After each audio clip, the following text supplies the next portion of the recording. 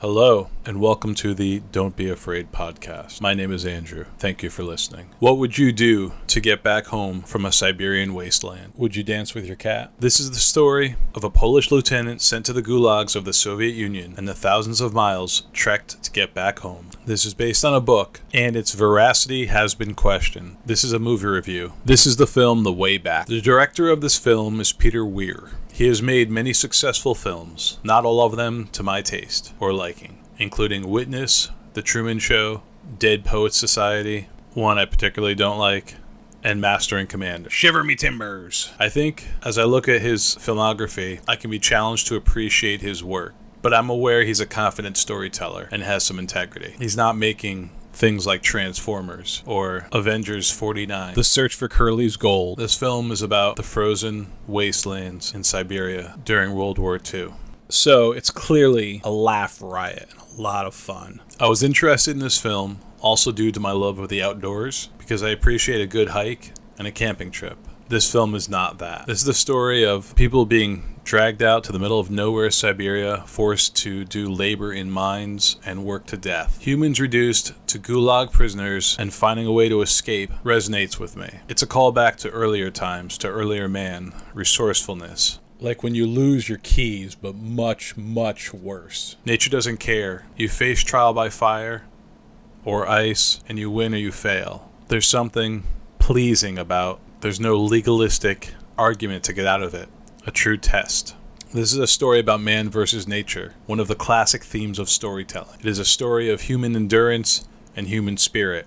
As I said, there are debates regarding the veracity of this tale, but I'm going to focus on the story in the film. I enjoy the film, and I want to encourage you to watch it and enjoy it if you're so inclined. In the middle of the frozen tundra of Siberia, surrounded by brutal, unforgiving, frozen nothingness, finding the nerve to walk forward instead of walking backward to your cot inside the gulag. That's what we're talking about today. Imagine the misery of the gulag. Imagine the daily toil, the minimal food, many men forced inside small rooms, minimal provisions, light clothing, freezing outdoors, the suffering. You can't just call yourself an Uber. The absence of humanity, the bureaucratic evil, the lack of McDonald's. Now imagine walking 4,000 miles, going over the Himalayas, finding your way. And as you're going, you have minimal supplies. Only what you find, scavenge, forage for, hunt for. You'll find a way to be resourceful. Like when you order mashed potatoes as a side and you realize they didn't give you a spork. Or you won't. Would you do it? Could you do it? Several men in the gulag went out and challenged nature. These are men who were trained to mistrust each other. Inside the prison of the gulag, they were told each other were spies. Rumors were spread on purpose. People were rewarded for telling on each other. Like that kid in 3rd grade who always used to try to be teacher's pet. I hated that kid.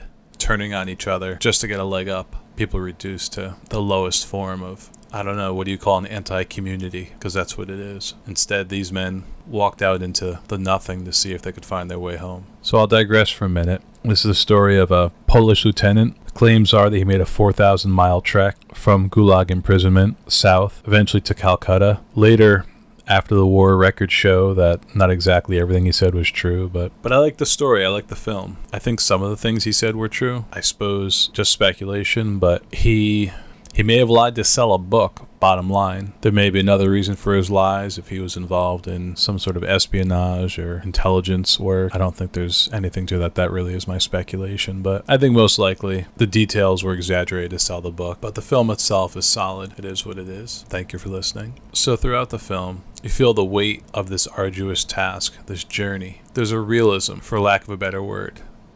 And that's what makes up what matters in this story. The unforgiving wolves, the starvation, 6 men set out, only 3 of them survived. That much is true. The tone of the film is rather serious, but it has some very funny moments, which come as a relief. You can feel the cold as they're suffering. You realize that their utter lack of gear would be a nightmare to be in that situation. No proper boots, no proper jackets. You feel their suffering and their longing to be home. The performance of the actors is strong. Since it's a story of a trek through unforgiving nature, you need to care about them, and that happened for me personally. This story, after being told, rewards the viewer with a sense of release and relief when they do get through the journey. That's the long and the short of it. I reviewed this film because I have an interest in prisoners of war. I have an interest in experiences of those in the gulags.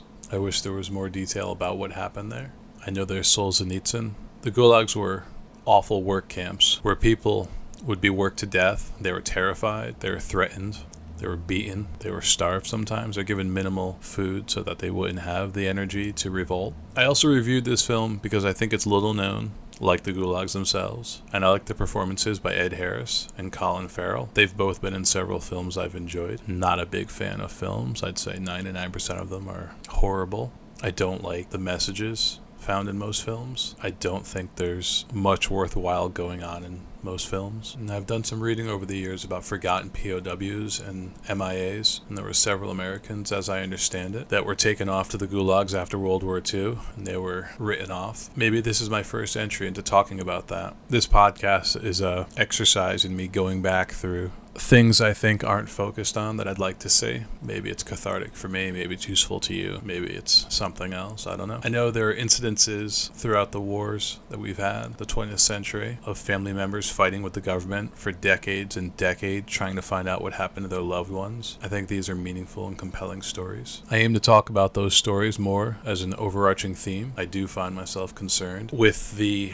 prospect of man being swept underfoot by bureaucracy that doesn't care, and the machinations of the nation state. I don't want to get on my high horse, but it is what it is. The individual being recognized is important to me, but I don't think in the sense that many people talk about it. Ideally, we would have a system which is larger than us, and it urges us to be better and stronger, and most importantly, to be a better part of the system in something that is mutually beneficial. An exchange, not an extraction. I suppose I like this film because it awakened in me the thoughts about the Soviet system, which is the complete inverse of reviving humanity and vitality. It crushes those things with cruelty and the worst kind of bureaucracy. The Gulags are the exclamation point on that. Now, the book, The Long Walk, has a 1997 edition, and I found some reviews helpful getting my story across. One reviewer says, "People said it couldn't happen, but there are stories out there like that of the man in Unbroken." She's referring to Louis Zamperini, which my most recent podcast is about. That's episode 13 of Don't Be Afraid podcast. That's required listening. Check that out. Called Unbroken Spirit. She goes on,